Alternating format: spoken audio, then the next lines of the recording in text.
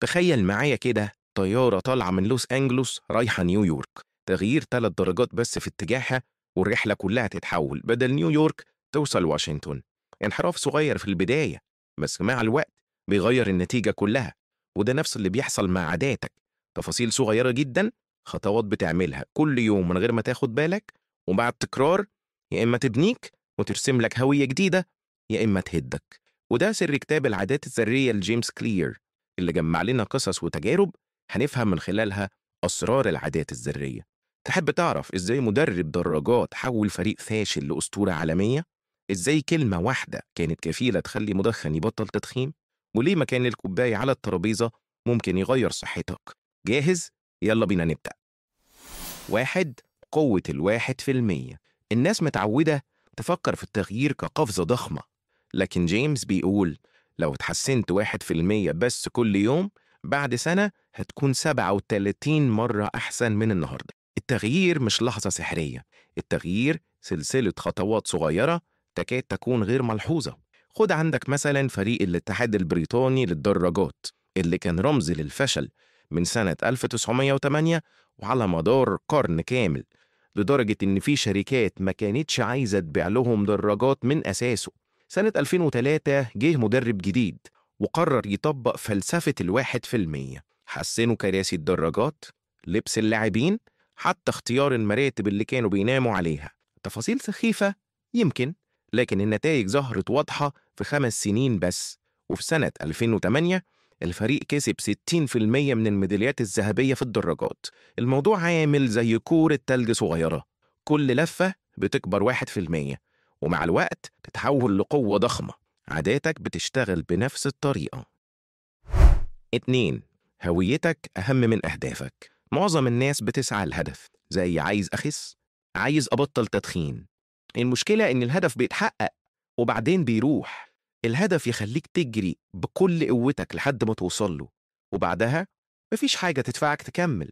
يعني تنزل وزنك شوية وترجع تاكل زي الأول، تبطل تدخين شهر ترجع تدخن تاني مع أول ضغط. جيمس كلير بيقلب المعادلة، مش المهم تقول أنا عايز، المهم تقول أنا بقيت. عقلك هيبدأ يفلتر قراراتك تلقائيا عشان تمشي مع هويتك الجديدة. العادة مش هتبقى واجب، العادة هتبقى انعكاس طبيعي لشخصيتك. يعني مثلا مدخن بيقول أنا بحاول أبطل تدخين، كل سجارة قدامه بتبقى معركة، هو شايف التدخين جزء منه. مدخن تاني يقول أنا مش مدخن، هنا خلاص السيجارة ما بقتش جزء من هويته، المعركة اتلغت أساسا قبل ما تبدأ. الهويات أقوى من الأهداف. الهدف بيولد لحظة انتصار، لكن الهوية بتولد أسلوب حياة. 3. الدورة الخفية للعادات. كل عادة في حياتك بتمشي في مسار واحد: إشارة، رغبة، استجابة، مكافأة. لو عايز تكسر عادة سيئة، خبي الإشارة. عايز تثبت عادة جديدة، أول مكافأة. يعني مثلا تخيل شخص كل يوم بعد الشغل بيرجع البيت يقعد على الكنبة. الإشارة إنه يشوف ريموت التلفزيون قدامه، الرغبة إنه يفتكر المتعة اللي بيلاقيها في الفرجة، الاستجابة إنه يفتح التلفزيون ويقعد بالساعات قدامه، المكافأة إنه ياخد إحساس فوري بالراحة وينسى تعب اليوم. المشكلة إن الراحة اللحظية دي بتسرق منه وقت التمرين أو القراية أو النوم بدري. طب إزاي نكسر العادة دي؟ ببساطة هبي الإشارة، حط الريموت في درج بعيد أو طلع البطاريات. صعب الاستجابة، خليه يحتاج يقوم يدور على الريموت بدل ما يلاقيه قدامه. غير المكافأة، حضر كتاب بيحبه أو بلاي ليست موسيقى مريحة وحطهم جنب الكنبة مكان الريموت. كده نفس السيناريو اليومي ممكن يتحول من عادة سلبية لعادة إيجابية. 4. خلي بيئتك تساعد إرادتك. بتلوم نفسك إنك مش قادر تبطل سوشيال ميديا؟ طب خلي بالك إن أحيانا مشكلتك مش في إرادتك، لكن إن بيئتك متصممة ضدك. جيمس بيقول عيد تصميم بيئتك بحيث ما تعتمدش بس على الإرادة. في مستشفى في بوسطن الإدارة قررت تعمل تجربة، وزعوا أزايز المية في كل مكان واضح، على الكاونتر، جنب الكاشير، وفي التلاجات، وحطوا المشروبات الغازية في أماكن أقل وضوح. النتيجة مبيعات المية زادت بنسبة 25%، ومبيعات المشروبات الغازية نزلت بنسبة 11%. المثير للاهتمام هنا إن محدش طلب من الناس يبطلوا مشروبات غازية، ومحدش عمل حملة توعية عن الصحة مثلا. التغيير كله حصل لمجرد إن الاختيار الصحي بقى أسهل وأوضح قدام العين. يعني مثلا لو أنت عايز تشرب مية أكتر، حط الكوباية قدامك على الترابيزة. لو سايبها مستخبية في المطبخ هتلاقي نفسك بتنسى تشرب. دايما رتب بيتك، مكتبك، موبايلك كأنك بتصمم خريطة لعاداتك. 5. خداع الدقيقتين. عقلك بطبعه بيكره يبدأ عادة جديدة، دايما بيحاول يكسل أو يلاقي أعذار. الحل إنك تصغر أي عادة لنسخة دقيقتين بس. عايز تبقى قارئ؟ اقرأ صفحة واحدة بس. عايز تكتب يوميات؟ افتح النوتة واكتب سطر واحد. في قصة مشهورة عن واحد عمره ما عرف يلتزم بالجيم أبدا، لحد ما قرر يعمل حاجة مجنونة، يروح الجيم كل يوم ويطلع بعد دقيقتين بس. هدفه ما كانش إنه يتمرن من أول يوم، هدفه كان إنه يبني عادة.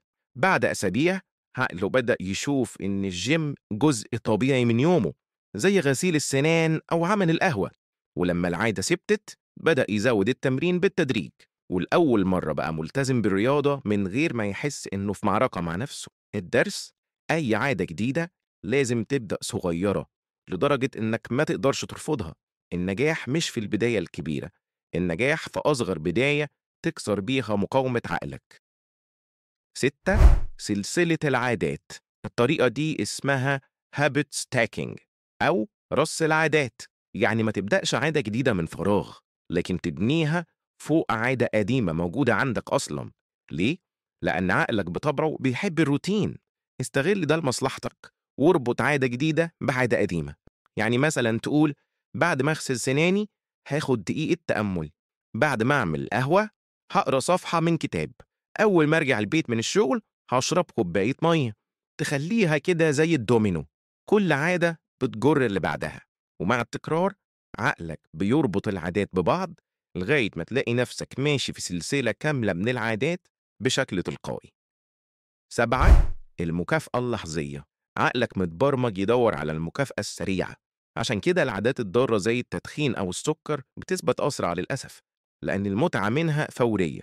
لكن العادات المفيدة زي الادخار أو الرياضة نتيجتها متأخرة، فالمخ بيتعامل معاها كأنها ملهاش لازمة دلوقتي. الحل: لازم تزود للعادة المفيدة مكافأة لحظية. مثلا واحد كان بيحب يتابع مسلسل معين، فقرر ما يشوفش الحلقة الجديدة إلا وهو على جهاز المشي. كده ربط متعة لحظية اللي هي المسلسل مع عادة طويلة المدى اللي هي الرياضة، وبقى بيستنى وقت الرياضة بدل ما كان بيتهرب منها.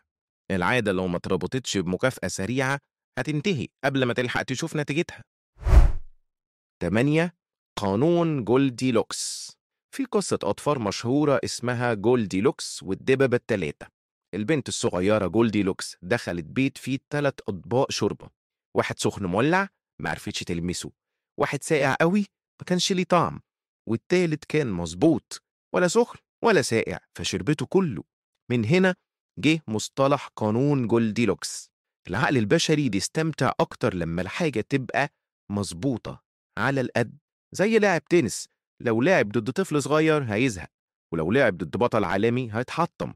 لكن لو المنافس قريب من مستواه هنا يبدأ الحماس. الدرس: دايما اختار مستوى أصعب شوية من اللي انت فيه، كده هتحس انك بتتقدم من غير ضغط شديد.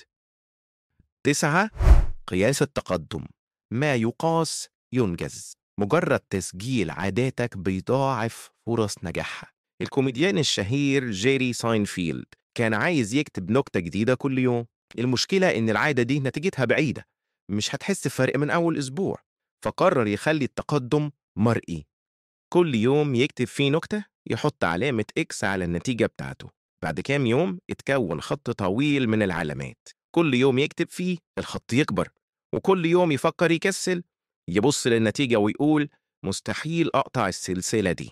علامة الإكس الصغيرة دي مش إنجاز عظيم في حد ذاتها، لكنها مقياس بصري مهم بيوريه إن التقدم بيتراكم قدام عينه. وهو ده السر: أي عادة بتثبت لما تقدر تشوفها بعينيك. متابعة التقدم هو الوقود اللي بيخلي العادة تكمل وتثبت. 10. الوجه المظلم للعادات. في جانب مظلم للعادات، حتى العادات الكويسة. إزاي؟ العادة بتخليك تشتغل أوتوماتيك من غير ما تفكر، ودي قوة رهيبة. بس نفس القوة دي ممكن تتحول لفخ. تخيل مثلا رياضي وصل للقمة بسبب الروتين اليومي بتاعه، لكن لما يفتكر إن نفس الروتين ده كفاية للأبد بيبدأ يتراجع، لأن المنافسين بيطوروا من نفسهم وهو واقف مكانه. تخيل مثلا شركة نجحت بخطة عبقرية بس رفضت تغيرها أو تطورها مع الوقت. في الآخر الخطة دي نفسها اللي كانت سبب النجاح بقت هي سبب الانهيار. جيمس بيقولك العادات نقطة انطلاق مش خط نهاية. اسأل نفسك باستمرار، هل العادة دي لسه بتخدمني ولا محتاجة تتطور؟ الخلاصة حياتك بتتشكل بتفاصيل صغيرة بتتكرر كل يوم وتبني ليك هوية جديدة.